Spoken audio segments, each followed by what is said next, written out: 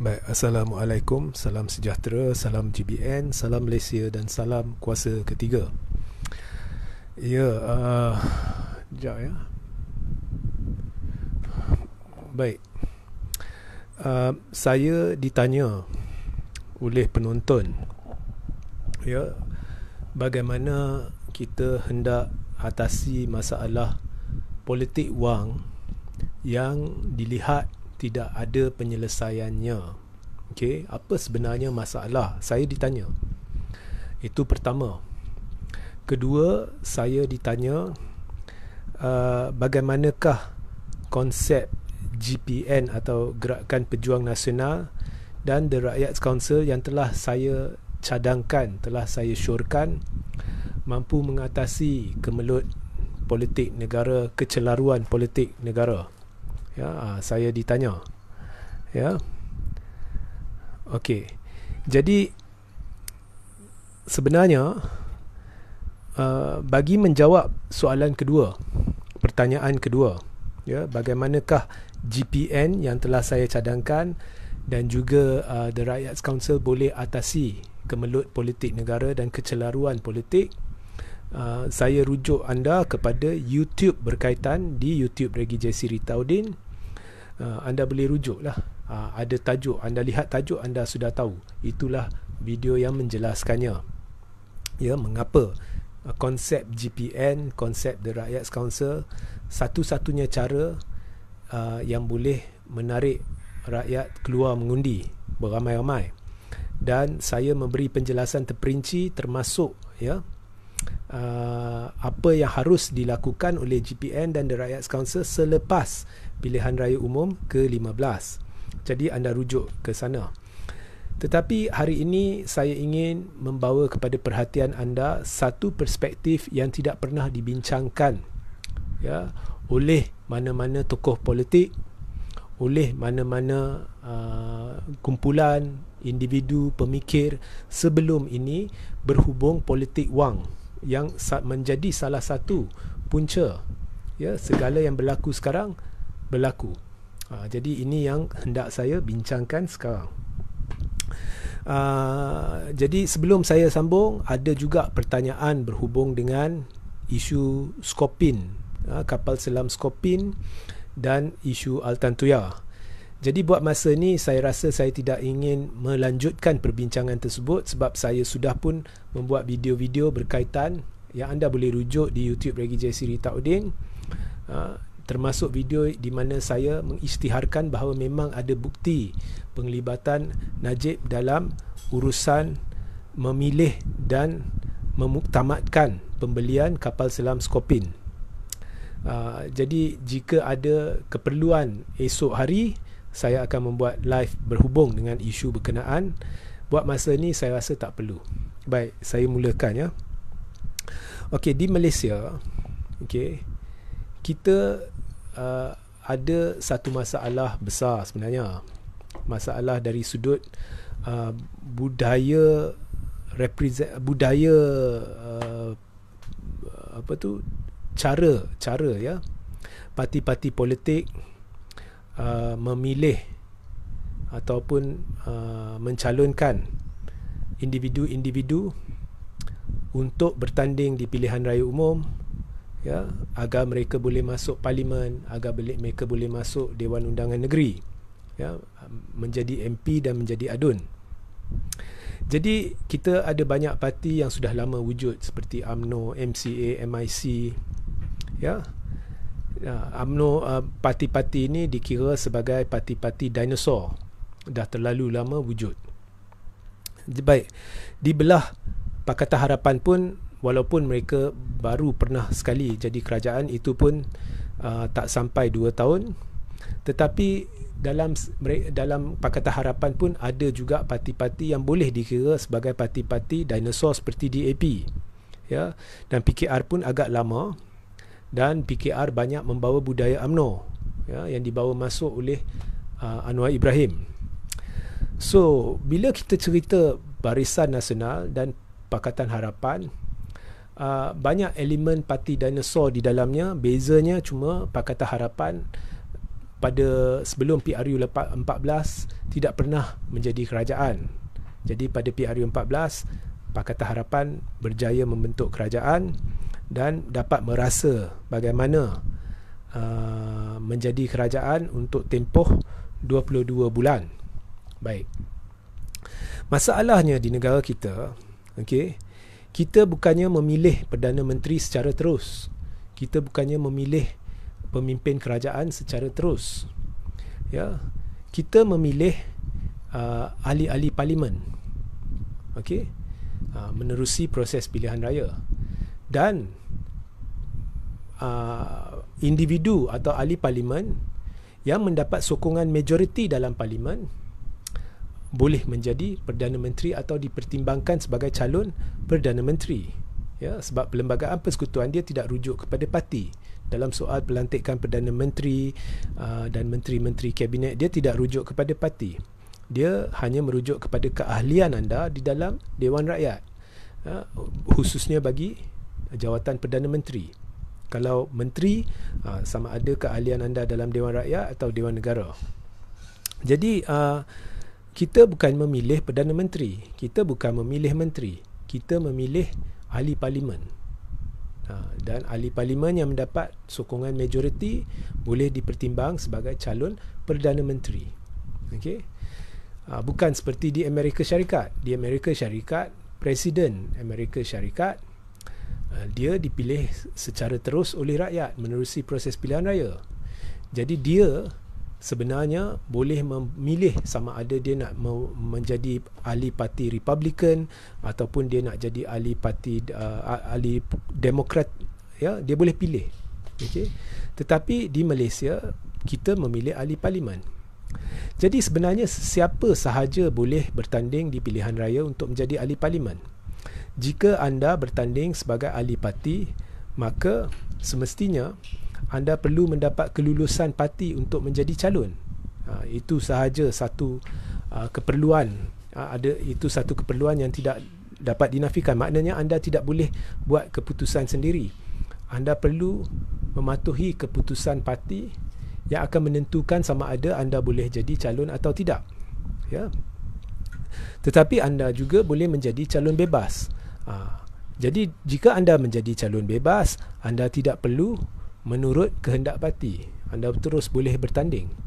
Ya, jadi calon bebas dia hanya bayar minima, ya, deposit yang perlu dan dia bertanding. Okey. Cuma bezanya parti ni, mengapa calon bebas selalunya tidak ke mana di negara ni?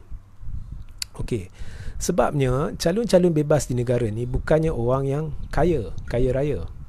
Okey. Calon bebas ni lazimnya orang yang benar-benar dia ada impian, dia ada dia mementingkan rakyat, dia intelek, lazimnya lah, bukan semua, tapi lazimnya dia intelek, dia percaya sesuatu pembaharuan perlu dilakukan dan sebagainya. Jadi dia bertanding. Dia bukannya orang berada, bukannya orang kaya, bukannya ada juta-juta dalam akaun bank dia. Jadi apa yang dia mampu lakukan ialah membayar deposit yang diperlukan untuk menjadi calon dan kemudian membelanjakan sejumlah wang tertentu dalam kempen dia. Berapa banyak dia boleh belanja? Saya rasa jumlah maksima yang dibenarkan oleh Suruhanjaya Pilihan Raya pun dia tak akan mampu membelanjakan banyak itu. Mungkin separuh daripada itu pun sukar bagi dia. Tapi parti berbeza.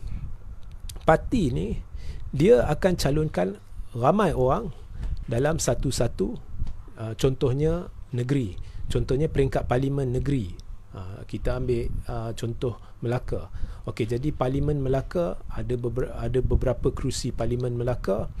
Jadi parti-parti besar ni, contohnya Barisan Nasional, akan calonkan ramai orang dalam bagi kerusi-kerusi parlimen di Melaka.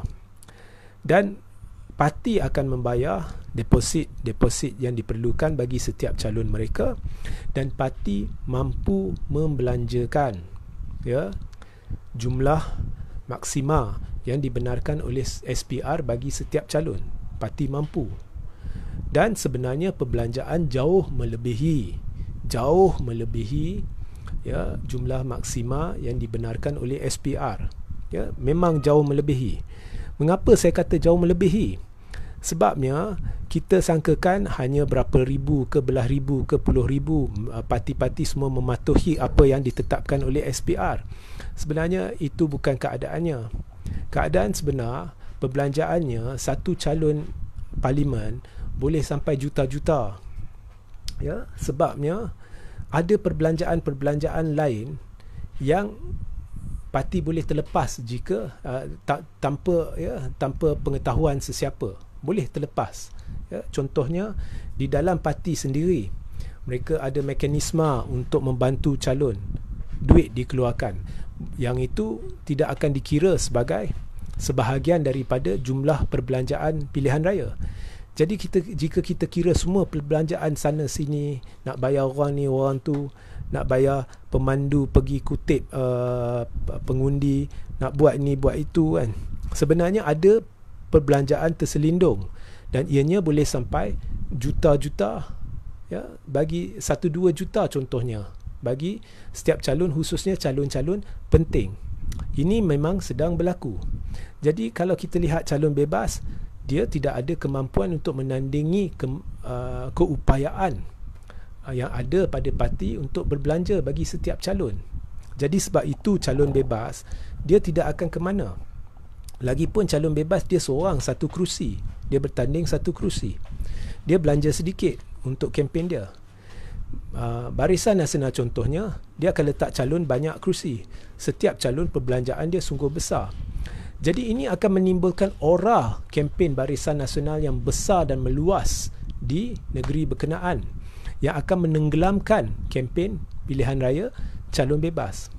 Jadi sebab itu calon bebas tidak ke mana. Untuk calon bebas berjaya menandingi aura kempen pilihan raya Barisan Nasional, jadi calon bebas itu semestinya orang yang berada, orang yang kaya.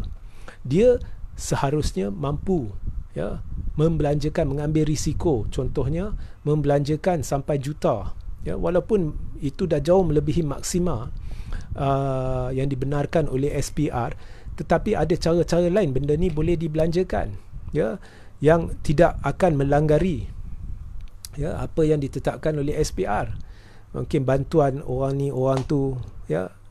Jadi dia lazimnya orang kaya ni, orang-orang berada ni, dia tidak akan berbuat demikian. Bagi mereka contohnya seorang ahli perniagaan yang ada banyak duit, dia akan kata saya lebih rela untuk menjadi ahli perniagaan, saya lebih rela melakukan bisnes saya. Politik tu biar dia orang yang buat lah, orang politik ni semuanya bermasalah, buat apa saya nak terlibat.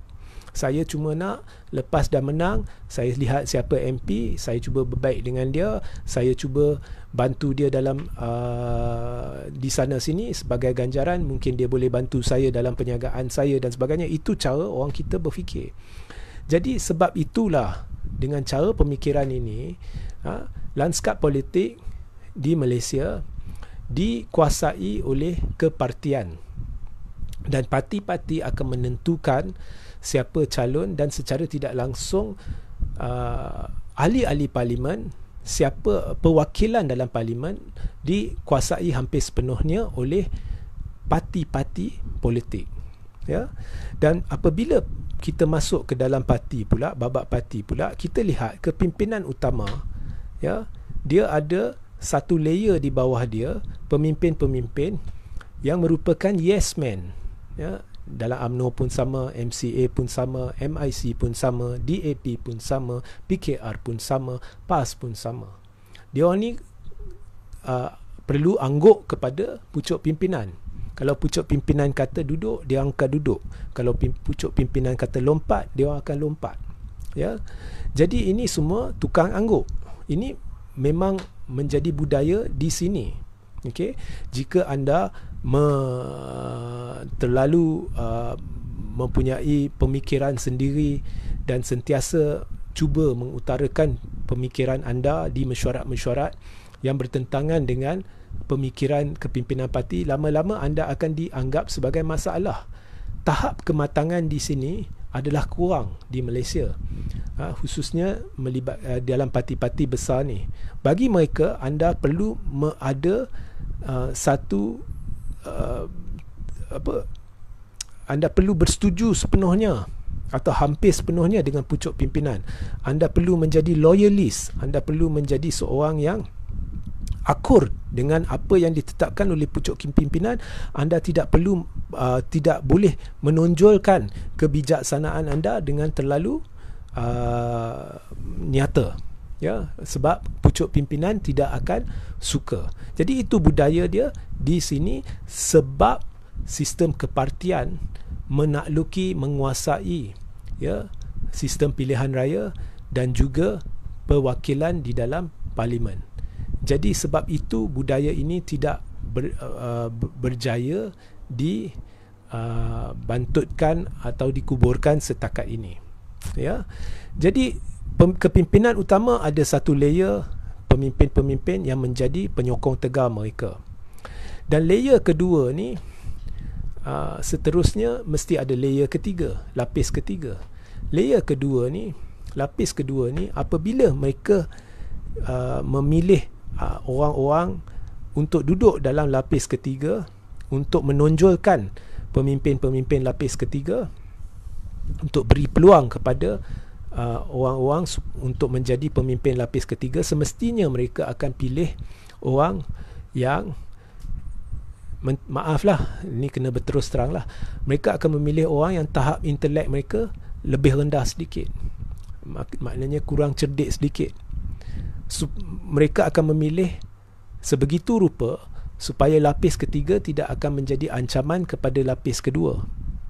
Dan seterusnya, lapis ketiga, bila mereka mencadangkan individu-individu tertentu untuk diberi peluang duduk dalam lapis keempat, ya, mereka juga akan memilih orang yang kurang lagi intelek berbanding dengan mereka, kurang lagi cerdik berbanding dengan mereka, kerana mereka hendak mengekalkan kedudukan mereka dan mereka tidak ingin kedudukan mereka tergugat. Jadi masing-masing ada kepentingan, masing-masing jaga kedudukan.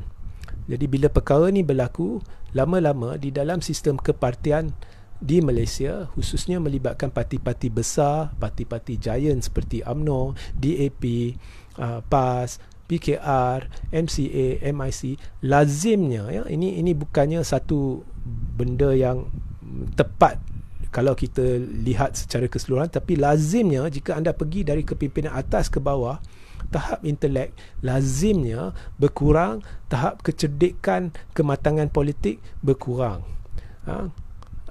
Budaya angguk menjadi lebih ketara semakin anda ke bawah. Okey. So bila anda ada individu-individu yang intelek dia kurang, kematangan politik dia kurang, semangat perjuangan dia berkurang dari atas ke bawah, individu-individu ni apabila mereka apabila mereka menunjukkan loyalty kepada kepimpinan atas, loyalty mereka adalah berdasarkan emosi. Oh, pemimpin ni beri saya peluang, jadi saya menghargai, saya terhutang budi, berdasarkan emosi, bukannya berdasarkan intelek, kerana dari atas ke bawah tahap intelek lazimnya berkurang, kecerdikan berkurang, kematangan politik berkurang. Jadi apabila mereka menunjukkan loyalty ataupun kucing ni kacau, dia nak makan. Okey, jadi apabila mereka menunjukkan bahawa mereka suka kepada kepimpinan atas, mereka loyal, ya, kepada kepimpinan atas, lazimnya ianya adalah berpaut pada emosi. Oh, mereka beri saya peluang, jadi saya terhutang budi, jadi saya kena sokong dia ni. Okey, jadi apabila loyalty anda kepada kepimpinan atas adalah berdasarkan emosi, ya, anda mudah dibeli dengan wang. Berbeza dengan orang yang loyal kepada kepimpinan atas. Oh, saya mendukung perjuangan si dia ni sebab dia berkata begini, dia berjuang begini, kepercayaan dia begini, contohnya dia anti politik wang, jadi saya setuju dengan itu, saya setuju apa yang dia kata, sebab saya sendiri fikir kalau politik wang ni berleluasa, maka ianya akan membawa keruntuhan akhlak dan bla bla bla. Jadi bila keyakinan anda kepada kepimpinan atas bukannya atas emosi tetapi atas intelek, maka anda sukar dibeli. Tetapi disebabkan dari atas ke bawah masing-masing nak jaga kedudukan mereka dan tahap intelek berkurang disebabkan setiap lapis akan memilih orang yang kurang intelek bagi lapis terusnya. Jadi biasanya loyalty mereka kepada kepimpinan atas adalah atas emosi, dan orang yang menyokong anda atas dasar emosi mudah dibeli. Jadi lama-lama kepimpinan atas akan sedarlah di bawah ni ramai ya, boleh dibeli. Jadi kalau saya tak beli, orang lain akan beli. Jadi di situlah bermulanya budaya wang, politik wang, dan begitulah politik wang menjadi subur di dalam parti-parti politik dinosaur ni. Ya, ia begitu subur di dalam parti-parti politik besar ni dan tidak boleh dihapuskan kerana tahap intelek semakin ke bawah makin berkurang, ya, dan orang lebih ramai di bawah bukan di atas. Kepimpinan atas kecil, ya, 1-2 orang presiden parti, timbalan presiden parti, kemudian layer kedua makin besar, layer ketiga makin besar, semakin ke bawah lebih ramai orang. Lebih ramai orang ni sebenarnya secara kolektif mereka ada kuasa besar dalam parti, mereka yang menentukan siapa yang duduk di kepimpinan atas, tetapi intelek mereka kurang dan mereka mudah dibeli, ya. Jadi politik wang akan berleluasa, pemimpin ni akan keluarkan banyak wang untuk cuba beli sokongan, pemimpin itu akan keluarkan banyak wang untuk beli sokongan. Masalah tidak boleh diatasi, lagi besar parti itu, lagi lama parti itu, sebab budaya pemimpin-pemimpin politik di Malaysia.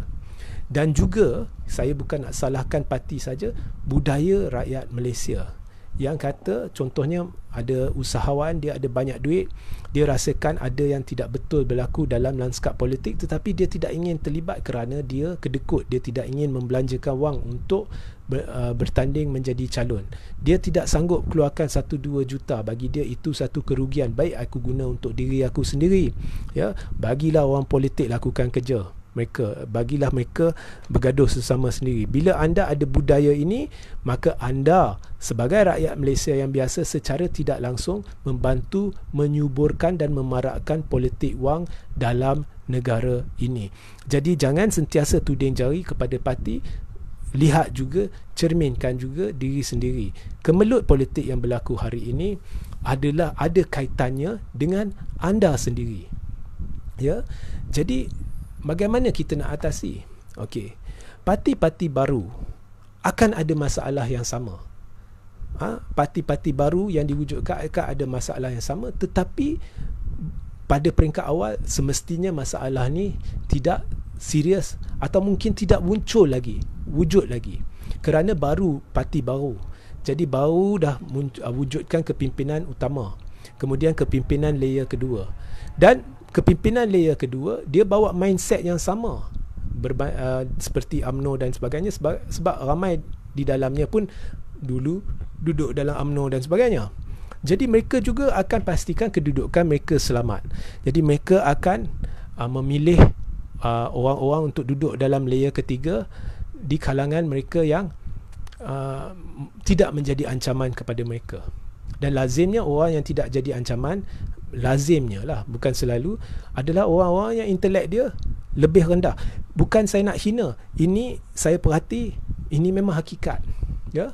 Ini memang berlaku, okey. Tetapi sebab baru, sebab tidak terlalu banyak layer, sebab belum ada pemilihan parti dan sebagainya, ataupun mungkin pemilihan parti baru berlaku sekali ke dua ke. Jadi disebabkan parti itu baru, budaya wang masih tidak menular. Dan juga layer-layer bawah ni tak banyak. Jadi akar umbi dia bukan sekuat di UMNO dan sebagainya. Kepimpinan bawahan ni bukan sebegitu ramai seperti di parti-parti besar. Jadi tidak perlu wang kerana kumpulan yang ada kecil dan mudah dikawal, ya. Tetapi lama kelamaan, kalau tunggu 10 tahun, 20 tahun, masalah sama akan berulang dan kepimpinan atas akan mendapati tidak ada cara lain melainkan menggunakan wang untuk mengawal orang-orang bawah supaya menyokong mereka. Jadi politik wang akan meresap masuk. Dan kepimpinan bawahan akan dengan mudah menerima wang itu sebab mereka akan merasakan hanya satu sahaja cara saya dapat menandingi kepimpinan besar, iaitu kumpul kekayaan supaya esok saya ada wang untuk membeli sokongan. So tak boleh berakhir. Tetapi disebabkan parti baru, jadi budaya wang masih tidak wujud atau tidak begitu teruk. Okey. So anda lihat di sini, masalah ni sekali lagi saya ulang, tidak boleh diatasi. Ini sebab sikap kepimpinan ni. Buat apa seorang pemimpin dia akan memikirlah, saya nak belanjakan banyak wang untuk membantu budak ni jadi calon, sekiranya budak ni terlalu cerdik, esok dia boleh jadi ancaman kepada saya. Ataupun seorang yang difikirkan akan selalu menunjukkan kebijaksanaan dia dalam mesyuarat-mesyuarat yang akan menimbulkan soalan-soalan atau perspektif-perspektif yang mungkin berbeza daripada kepimpinan utama, disebabkan budaya pemimpin-pemimpin yang tidak suka idea mereka selalu disangkal ataupun dipertikai ataupun terlalu banyak cadangan yang berbeza daripada apa yang pemimpin utama hendak. Disebabkan budaya tidak suka ni, disebabkan budaya pemimpin suka orang tukang angguk, yes man, maka pemimpin-pemimpin atasan tidak akan membelanjakan wang, memberi peluang kepada mereka yang terlalu cerdik atau berintelek tinggi. Okey? So orang-orang yang berintelek tinggi atau cerdik yang mempunyai kemampuan membiayai kempen mereka sendiri, sekiranya nak jadi calon bebas, hanya satu cara untuk berjaya. Jika anda sanggup belanja 1-2 juta. Jadi itu masalahnya. Jadi benda ni tidak boleh berakhir. Sebab itulah satu-satunya penyelesaian ke arah keluar dari kemelut ni adalah jika GPN yang saya cadangkan ditubuhkan. Kerana GPN ni berbeza. Anda rujuklah, saya tak nak masuk lebih lanjut apa tu GPN, tetapi ianya berdasarkan cadangan saya perlu melibatkan piagam rakyat. Jadi piagam rakyat bukannya kumpulan parti politik, ianya kumpulan bukan politik. Jadi bila anda bentuk satu gabungan yang ada kumpulan bukan politik bersama anda, ya, jadi ada parti-parti baru, 2-3 parti baru, dan ada juga kumpulan piagam rakyat ni. Jadi bezanya piagam rakyat ni, apabila dia calonkan orang untuk bertanding, dia tidak akan memikirkan nak pastikan orang yang dia pilih tu jangan bagi dia berintelek tinggi. Kalau dia intelek tinggi, esok dia akan jadi ancaman. Tidak. Sebab dia bukan parti politik. Dia tidak ada aspirasi politik seperti parti politik. Ya. So dengan itu dia piagam rakyat akan memilih calon-calon yang berwibawa, yang boleh membawa intelek mereka ke arena parlimen supaya isu-isu lebih kepada rakyat, perjuangan lebih kepada rakyat. Dengan adanya kumpulan ini di dalam gabungan, maka parti-parti baru akan didorong untuk bersama-sama memberi tumpuan kepada isu-isu rakyat, kalau tidak mereka akan ke belakang. Jadi ini secara tidak langsung akan membawa kepada satu budaya di mana pemilihan lapisan-lapisan atau layer-layer kepimpinan dalam parti bukan hanya berteraskan kepada bukan hanya tukang angguk. Mereka bukan hanya akan memilih tukang angguk, tetapi mereka akan memilih orang-orang yang berwibawa, yang mampu membawa isu rakyat. Dengan itu beransur-ansur parlimen kita tidak lagi akan dikuasai oleh budaya kepartian. Sebab parlimen sekarang ni, MP-MP dia semuanya tukang angguk daripada parti-parti politik. Maka apabila satu-satu gabungan membentuk kerajaan, semestinya MP-MP di sana dan yang akhirnya dipilih menjadi menteri dan timbalan menteri, semuanya akan jadi tukang angguk kepada parti-parti. Maka secara tidak langsung kerajaannya bukan berjiwa rakyat tetapi berjiwa parti politik. Tetapi dengan adanya formula GPN ini, ianya akan beransur-ansur membawa satu budaya baru di mana MP-MP yang akhirnya dipilih dalam kerajaan akan lebih berjiwa rakyat, maka kerajaan bukannya berjiwa parti politik. Dan begitu juga The Rakyats Council. Saya telah cadangkan satu majlis penasihat. Ya. Jadi majlis penasihat ni terdiri daripada tokoh-tokoh negarawan yang tidak ada jawatan dalam parti, tokoh-tokoh pemikir, kemudian taikun-taikun bagi meningkatkan keyakinan pelabur, kemudian tokoh-tokoh guaman, bekas seorang bekas pesuruhjaya SPRM, seorang bekas kota polis dan sebagainya. Jadi mereka ni bukannya dari kalangan pemimpin parti sebab tak ada jawatan dalam parti.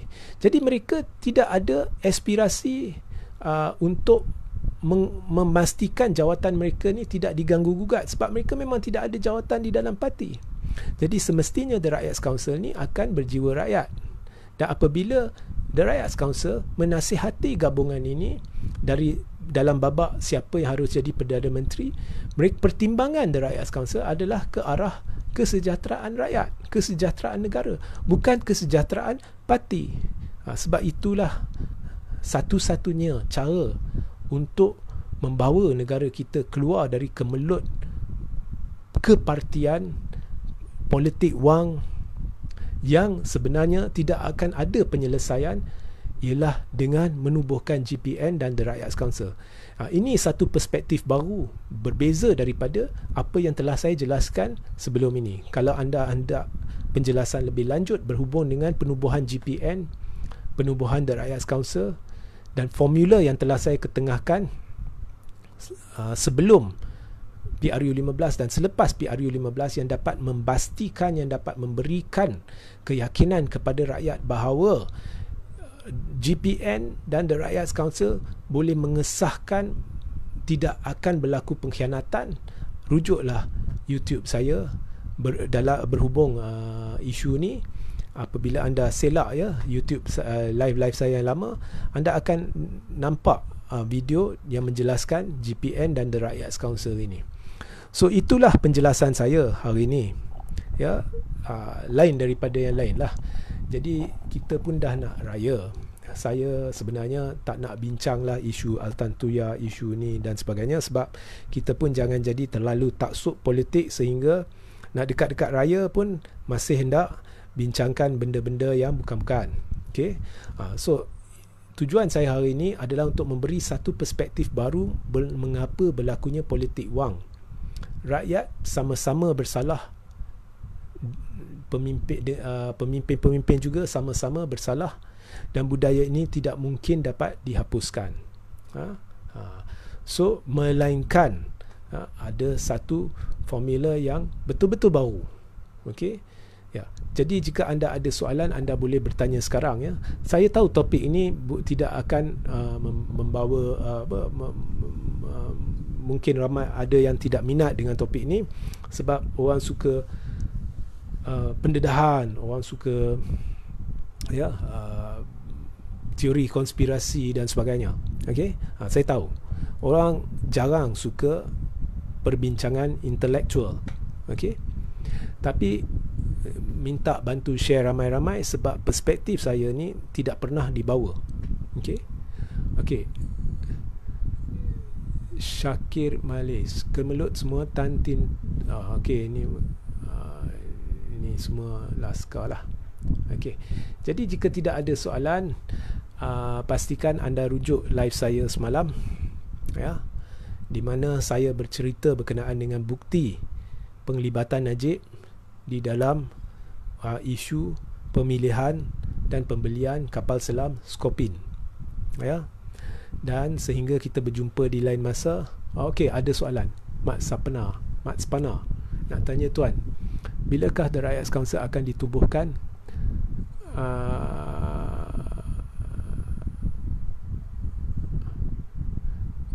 Okey, saya bukannya pencatur buat PH ke, buat parti-parti alternatif ke. Jadi tak mungkin saya tahu. Okey. Dan jika ada inisiatif ke arah itu atau ke arah lain, itu adalah strategi dan semestinya mereka tidak akan mengisytiharkannya. So kita jangan memikirkan benda tu buat masa ni, kita cuma beri cadangan yang bernas setakat yang mampu. Okey.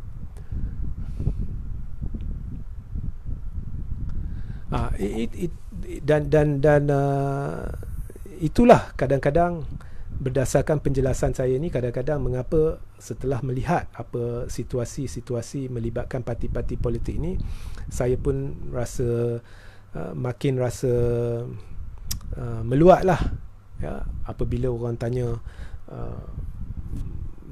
saya berkenaan dengan apakah impian masa depan saya dan sebagainya.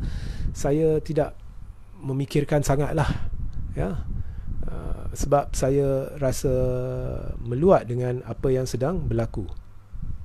Okey, so sehingga kita berjumpa di lain masa ya. Jangan lupa di ruang tajuk saya akan letak link kepada saluran Telegram saya dan artikel-artikel berkaitan, termasuk satu artikel yang memberikan segala penjelasan ya berhubung isu pembelian Skopin dan pembunuhan Altan Tuya, memberikan garis masa yang lengkap dan perkembangan-perkembangan terkini. Baik, sehingga kita berjumpa di lain masa. Mungkin kita akan berjumpa esok ya, dan mungkin tidak, bergantunglah. Okey. Assalamualaikum, salam sejahtera, salam GBN, salam Malaysia dan salam kuasa ketiga.